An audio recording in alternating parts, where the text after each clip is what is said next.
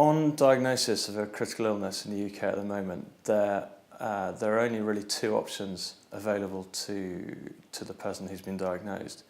The first is treatment through the NHS, and the second is private medical treatment in the UK.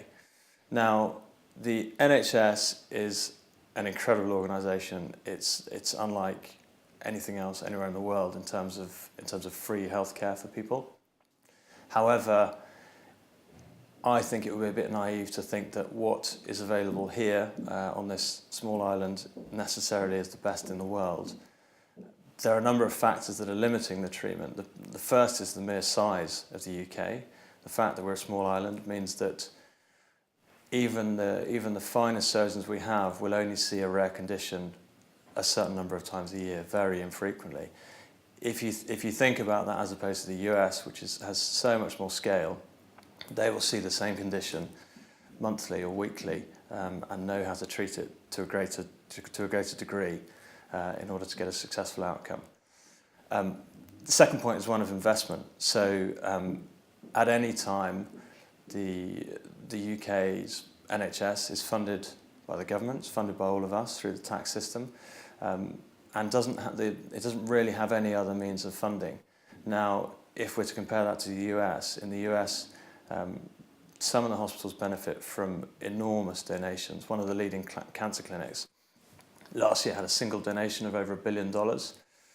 And the hospitals are also supported by private institutions. So companies give enormous amounts of money to research and development. The research and development budget between the US and the UK, they wouldn't even be on the same scale if you were to try and compare the two.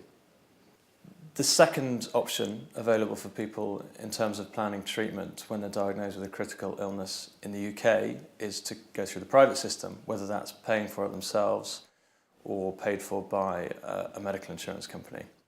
Now, the only real difference between being treated in the NHS system and the private system in the UK is fundamentally an element of choice in terms of who you're seen by and when you're seen.